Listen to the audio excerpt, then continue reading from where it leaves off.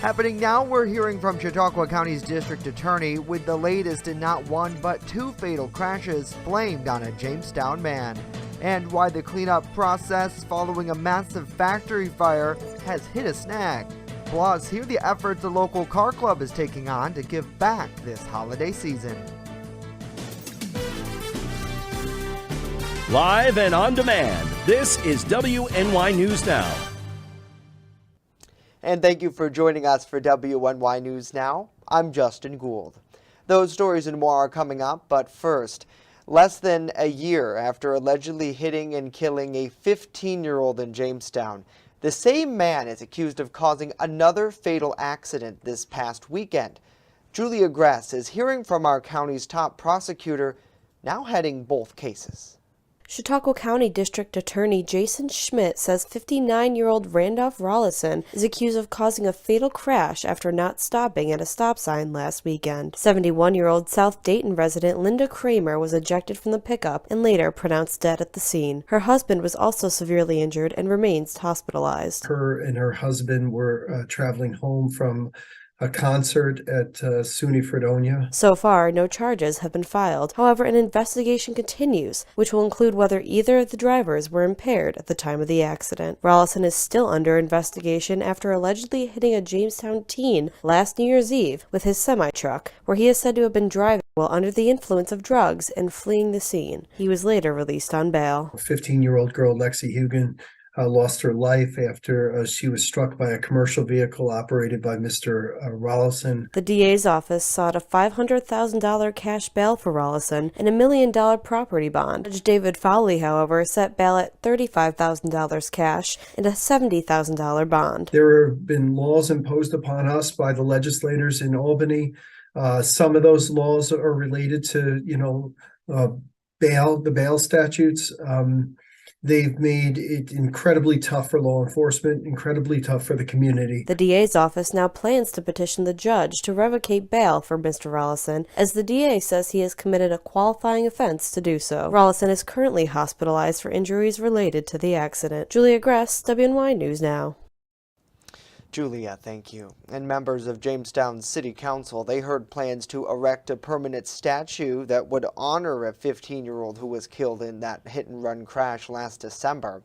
Alexis Hugan was crossing West 6th Street on New Year's Eve in 2021 when she was struck and killed by an 18-wheel car carrier allegedly operated by an impaired driver. Spearheaded by community member Missy Paternity, the memorial would be placed within Dow Park near the intersection of 6th and Washington Streets where the tragedy occurred. In her efforts, Paternity gathered community support over the last few months to honor the late teen. I raised over $2,000 this last month to buy some benches with a plaque and a stone. And one other little surprise that I thought I was going to have a drawing from Gary Peters, but he didn't get a chance to get to it. But I would like to ask the council if they would approve a large peace sign made of bricks. The City Council and Mayor's office say they will be looking into the memorial and discuss what actions can be taken during a future work session. Well, efforts to clean up following a massive factory fire at a former furniture factory here in Jamestown have hit a snag. Jamestown's Department of Development Director Crystal Surdick telling City Council members last night that the massive blaze contained many toxic materials, and as a result, cleanup efforts are now delayed. Other factory fires, like the Jamestown Royal Upholstery Factory at 308 Crescent Street last year, took almost $400,000 to fully clean up that site. This structure, however, is close to 3 times larger. The factory itself was not insured, but Surdick is working alongside the U.S. Environmental Protection Agency and the New York State Department of Environmental Conservation to receive help and funding to properly clean up. As we get solid answers from EPA, there's not a formal commitment from them yet, but we have been in conversation with them, and when I reached out to them a year and a half ago, almost I hate to say it was in anticipation, but in anticipation that something catastrophic like this could happen, simply because of the condition of the building and because of the number of incidents that we were aware of for, vandalism and theft and a lot of activity there. At this time, there has been no official cause as to what sparked the massive fire. Surdick promised to take full legal action against the building's owner, holding them responsible for what she says has been years of neglect. A Jamestown car-based enthusiast club, they're continuing their holiday tradition of giving back to those in need this Christmas season. The Los Contrincantes Car Club and Bike Crew are blessing one family each day leading up to Christmas Eve, and they're asking for the community's help. The group's Jamestown chapter is now looking for 5 families in need. Nominations should be made on their Facebook page, which will be picked at random by the group. Winners will deliver Christmas gifts to their entire household starting on December 23rd. Certainly always great to see the wonderful donations by so many in the Jamestown community. Everywhere you look now, ever since the parade over the weekend, I think we're full-fledged holiday cheer around here. Yes, we are. We're in the giving spirit around here, which is nice. It's the season of giving. And speaking of giving, I can't give you much sunshine, but I can give you clouds. But at least there's no precipitation falling from those clouds as of right now. But now we did have a few light rain showers coming across the southern tier earlier this morning. But so far we're kind of drying out. But we're not going to rule out the chance for another couple of scattered showers through the afternoon hours, but not a total washout, as we often say in the weather biz. 45 was the high yesterday. We started the day at 35, 68, and 2 are the records. So through the afternoon, just clouds are going to rule the sky. A scattered shower or two is possible towards the evening hours, towards sunset, and sunset comes up at 4:45, by the way. 40 to 47 today with a south wind. Now I've got a few more rain showers to go through, then temperatures up, down, up, down. We'll talk about it with the Ultimate Satellite Solutions 7-day forecast later on in the show. Justin?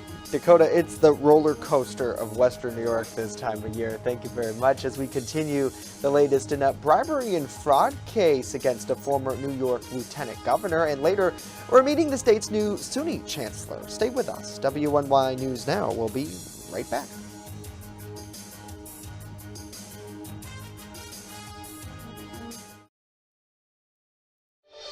Wishing you a safe and happy holiday season. WNY News Now, the Jolly Team, where coverage comes first.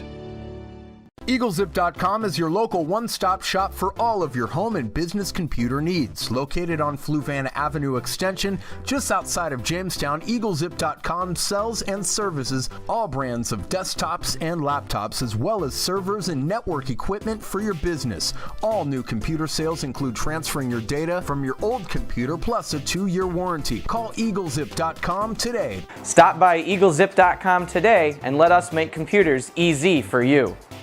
I'm a survivor. I'm a survivor. I'm a survivor. Testicular cancer is the leading form of cancer in men aged 15 to 35. 1 in 250 men will be diagnosed with testicular cancer. But 98% will survive if detected early. As a survivor, I believe early detection is the key. Learn how to do a testicular self-exam and other important facts about testicular cancer at oneball4tc.com. Looking for a fair and honest auto mechanic? Look no further than DeWyas Auto Service. Located at 140 Main Street in Randolph, our family-owned business is ready for all of your automotive needs. From general service to more complex repairs, count on DeWyas Auto to keep you on the road. We not only keep your cars running smoothly, but also looking great with our expert detailing crew. Send us a message on Facebook or call us today at 716-358-2292 to set up an appointment. DeWyas Auto Service. Fair, honest, and the best prices guaranteed. You're watching WNY News Now, where coverage comes first. A federal judge has dropped bribery and fraud charges against former New York Lieutenant Governor Brian Benjamin. The judge said prosecutors failed to allege an explicit example in which Benjamin provided a favor for a bribe. The charges that the judge left intact allege that Benjamin knowingly made a false entry in a record with an intent to impede an investigation. The Democrat resigned after he was arrested in April. He pleaded not guilty to charges that he obtained campaign contributions from a real estate developer, allegedly in exchange for his influence to get a grant of state funds for a nonprofit organization that the developer controlled. Governor Kathy Hochul chose Benjamin to serve as her second in command when she became governor. He was the state's second black lieutenant governor. Well, former U.S. Education Secretary John King Jr. has been appointed Chancellor of the State University of New York. King is selected to begin in January at a salary of $750,000. The appointment marks a return to New York for King, who was the state's education commissioner during the contentious rollout of the Common Core learning standards, which meant to elevate K-12 academics across New York. The unanimous vote by the SUNY Board of Trustees in Albany fills an opening left by the registration of James Malatras a year ago in fallout from the investigation of former Democratic Governor Andrew Cuomo. Malatras stepped down after the release of text messages showed he mocked one of the women who later accused Cuomo of sexual harassment. And the State University of New York has received a $28 million Gaining Early Awareness and Readiness for Undergraduate Programs Gear Up competitive grant from the U.S. Department of Education. That's according to Governor Kathy Hochul, who says this 7-year grant will help more than 62,000 low-income students prepare and succeed in college. Beginning in 7th grade, students will have access to support services such as tutoring and homework assistance, academic counseling, mentoring, college and career counseling, along with financial literacy, college tours, and even some summer academia. Parents and guardians will also receive services to help their kids, and teachers and counselors and administrators will get professional development training part of the grant. This is New York's 4th consecutive year receiving a Gear Up award, with the state being one of only 2 to be funded by the Department of Education in 2022. Well, Monday in Harrisburg, Pennsylvania, the annual Capitol Christmas tree lighting ceremony took place. The 20-foot Douglas fern is decorated with over 700 handcrafted ornaments. Correspondent Brendan Scanlon has a closer look at the tree and the lighting ceremony for us. 2, 1.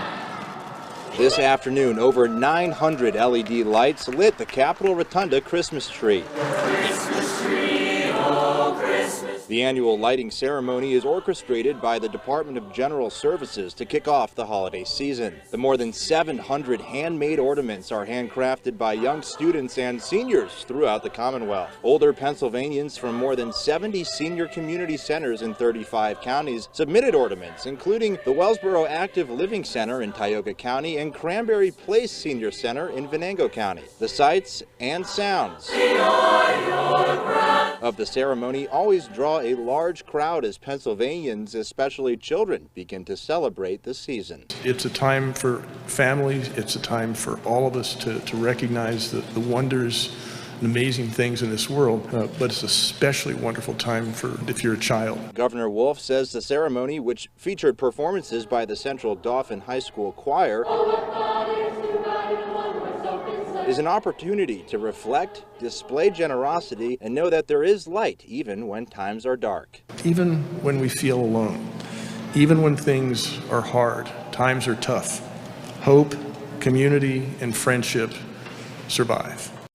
The rotunda tree behind me will be lit from 8 a.m. to 8 p.m. and the second outdoor Christmas tree will be lit from 5 p.m. until midnight. They'll both be on display here in Harrisburg through January 6th. In Harrisburg, Brendan Scanlon reporting. All right, Brendan, thank you very much. Such a beautiful story there. Both that Capitol trees there are from Crystal Springs Farm. That's in Lytton, Carbon County, Pennsylvania. Well, coming up next, a look at some national headlines, including how a runoff race in Georgia today could impact the nation. And later, why the Real ID rollout has been delayed. But first, Dakota joins us once again with a full look at our weather forecast and how long these gray skies will stick around and if they plan to bring any rain or even some snow to our area.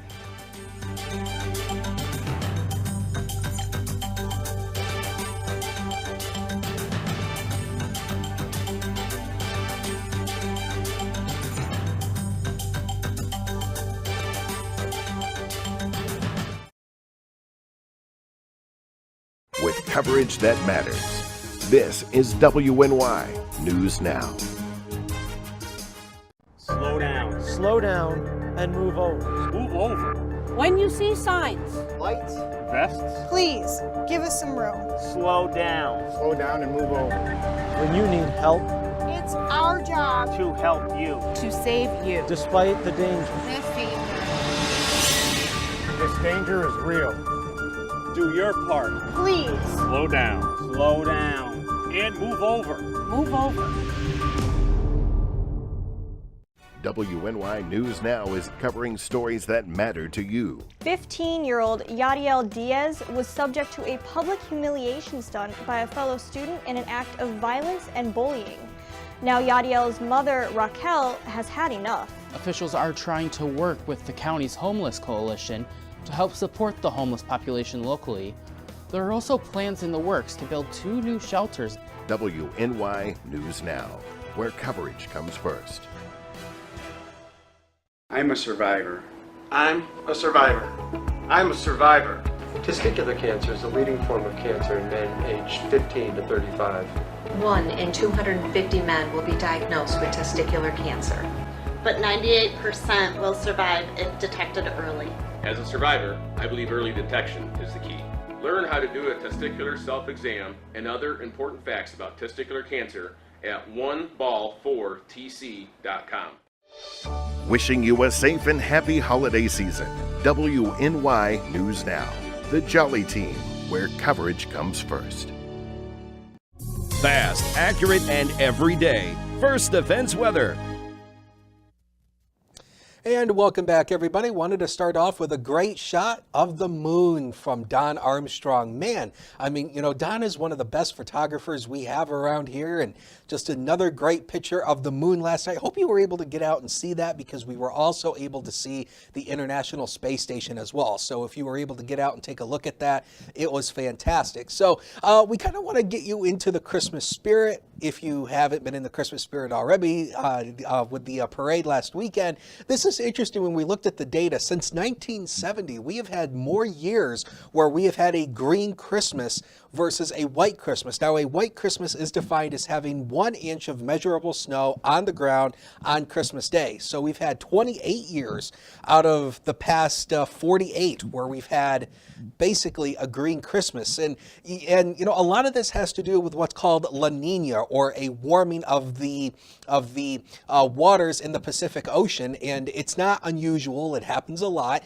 And these are the moderate to strong La Nina since 2000. And it does have a correlation with snowfall. Sometimes we can have a lot of snow. Sometimes we cannot have a lot of snow. You can see here on all the moderate to strong La Ninas. Now, we are kind of on the edge of the moderate La Nina for this year. We don't know if we're going to have a white Christmas yet. We can't accurately predict weeks or months in advance. Nobody's doing it.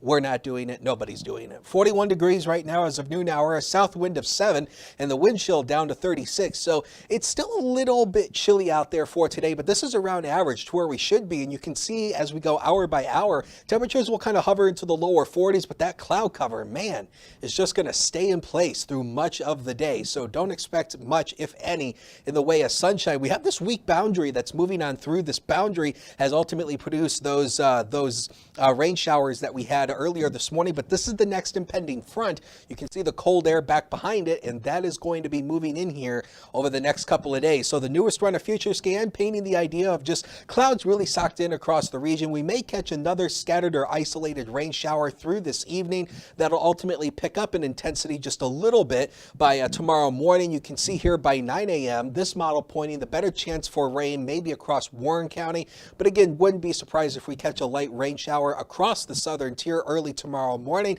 Then the clouds again kind of hang tough through the day on Wednesday, but we may see a couple little more peaks of sunshine, but not expecting much. Now the future, next 7 days, powered by Ultimate Satellite Solutions. So just a few showers Wednesday. Thursday, we still hang on to those clouds. It does look like we are finally going to shake loose some of those clouds later in the day on Friday into Saturday, but even there, Justin, we're still going to have lingering cloudiness, and I think our best chance to see maybe any sunshine may not be until early next week. Oh, right, yeah, so definitely you're going to want to take that vitamin D for sure when you're out there, because we That's the tough part about Western New York, right? Is we get these clouds and they never go anywhere. Yep, the clouds, the wind, it's the season Yeah, for it. it is for sure, but I hope we do get a white Christmas. You'll keep us updated, though, as we roll closer to the holiday. Thank you. Well, here's some headlines from around the nation now. When conservative members of the Supreme Court, they appeared to side with a graphic designer who doesn't want to work with same-sex couples on their wedding websites. The conservative justices suggested an artist or someone creating a customized product could not be forced by the government to express a message that violates their religious beliefs. Meanwhile, supporters of LGBTQ rights in the state of Colorado, where the business is located, responded that the designer is simply seeking a license to discriminate in the marketplace. A decision in this case by the Supreme Court is expected sometime in July. Well, it's election day in Georgia, and the Senate runoff there has national implications since it could keep the chamber evenly split. Amy Kiley reports on the candidates' final message to their supporters. Call 10 of your friends to go vote. Call your father and your mother, your sister and your brother. The Georgia Senate runoff election is today, and the candidates are making a final push to get their supporters to the polls. Incumbent Senator Raphael Warnock has been focusing on young adults. They keep me inspired, they keep me on my toes, and I'm proud of the ways in which the young people all over Georgia are showing up. Republican challenger Herschel Walker has been stumping in rural Georgia. You will always have a champion in me because I love you all and we're going to win. Early voting set a new single-day record last week, and the Georgia Secretary of State predicts strong turnout again today. We've actually already had 80,000 people that voted in this runoff that didn't vote in the fall at all. So that's what you're really seeing is people that were kind of sitting back and watching things are getting engaged in this race. Today's election has national implications. If Walker wins, the Senate and its committees will be evenly split. If Warnock wins, Democrats will lead committees and have a vote to spare. My focus is why people in both parties are not screaming from the mountaintops as to how important this race is. I'm Amy Kiley reporting. Amy, thank you. Now, the race went to a runoff when neither candidate won a majority last month. That's even though Warnock had slightly more votes, according to law there in that state. Well, the Department of Homeland Security is giving states 2 more years before it starts enforcing its so-called Real ID requirements. The new deadline is now May 7th, 2025, at which point all state driver's licenses must meet security standards established by the Real ID Act. After the deadline, IDs that don't meet those standards won't be accepted by federal agencies, including the Transportation Security Administration, TSA. That means you won't be able to get through security at the airport if your state doesn't update your driver's license. Federal authorities were going to start enforcing the new standards on May 3rd of next year. Pushing the deadline back 2 years gives states more time to ensure that driver's licenses meet all requirements. Well, coming up next, hear how a model railroad display in our region is celebrating both the holidays and some history.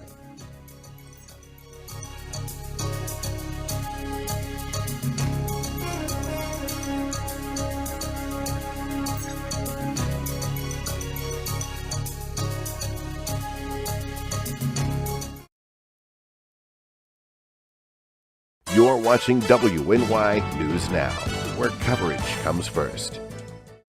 I know what you're thinking. I need a job. I need a new career. Well, I've been there. I've been there. I've been there. I wasn't happy with what I was doing. After high school, I didn't have a plan. I just wanted to start working. I got laid off twice, but you got to keep going. You just need the right skills. Find an apprenticeship. I found a 2-year IT program. I found a medical course online. I'm now a consultant in the tech space. You have more options than you think. You can do this. You will find something. You will find something new.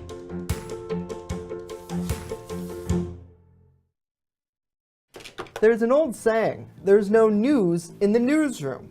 Well, it's true. The time I spend at the anchor desk is just part of my day. Most of our time is spent gathering stories in the community, stories that matter to you.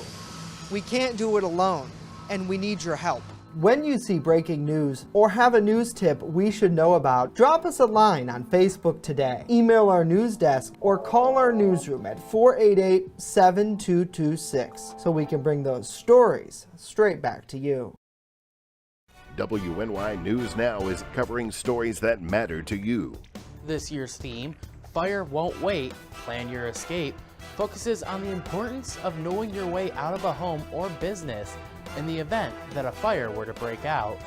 The Hello Summer Festival in downtown Jamestown, and as you mentioned, the whole goal of this is to connect Jamestown's kids with things to do over the summer. WNY News Now, where coverage comes first. Right here, baby. Look. Uma. Something more than a birthday is happening here. Once you can see it, you can help. The sooner you recognize the signs of autism, the sooner you can make a lifetime of difference for your child. Start by answering a few simple questions at screenforautism.org. Wishing you a safe and happy holiday season. WNY News Now, the Jolly Team, where coverage comes first. And welcome back. Finally here today, a model railroad display is celebrating both the holidays and history for one community in our region. Erie News Now's John Last shares the story. If you're a regular viewer of The Last Word, you know I like to do train stories. I've done a couple on model train displays, and I heard about a nice one here in Spartansburg. This is Ron and Connie Sitterly's garage on Davenport Street. It's an early December tradition for the Sitterlys to show off their model trains as part of the town's early holiday celebration called Christmas in Spartansburg. The event was held over the weekend and draws people from miles around. It's just for their entertainment, that's all. I like to see people smile. I like to see them remember what they had as trains when they were kids. And, you know, basically we just talk to a lot of interesting people, make a lot of interesting contacts. Ron rekindled his interest in model trains 8 years ago when he traveled to West Virginia to ride a train powered by a Climax locomotive. He decided right then and there that he wanted to go back to his childhood hobby of model railroading and have Climax locomotives as the centerpieces of his collection. There is a local connection. The inspiration for the real Climax locomotives came from lumberman Charles Scott of Spartansburg in the late 1800s. Just outside of Spartansburg here, where old Route 77 and Route 77 crossed, right in that area is where the guy came up with the idea. The Sitterly's train display not only has a holiday theme, it has a history theme as well. Connie designed a replica of Spartansburg, showing the town as it would have looked around the year 1910. I had been doing some history of Spartansburg prior to this, so it just kind of blended in when we started doing the trains. Here's the Lakeview Hotel that first opened in 1862. It survived 3 major fires in Spartansburg in 1878, 1898, and 1905. Unfortunately, it caught fire in 1918 and was never rebuilt. Here's the Oddfellows building on Main Street. It's still standing and is now a hardware store. Here's the building that housed the town's newspaper, the Sentinel, published from 1885 to 1924. The display in the Sitterly's garage is a wonderful tribute to Spartansburg, to trains, and to Christmas time. Just something we enjoy doing, and it's just not Christmas without a train, as far as I'm concerned, you know. With The Last Word in Spartansburg, John Last, Erie News Now. All right, John, thank you very much. I got my first train at Christmas time many, many years ago as a kid, and I've always remembered having that set up, and even beyond Christmas, honestly, you'd have it set up in your room going around, which is so cool and such a great thing for that community. It'd be interesting to see if they could expand that to more communities around where they have models set up. I'd love to see what maybe Jamestown might look like because we certainly do have our fair share of train history here. Well, that is going to do it for our newscast today. We'll leave you with this live look over Wheaton Park in Randolph, Cattaraugus County. Have a wonderful day, and we'll see you back here tomorrow live at noon.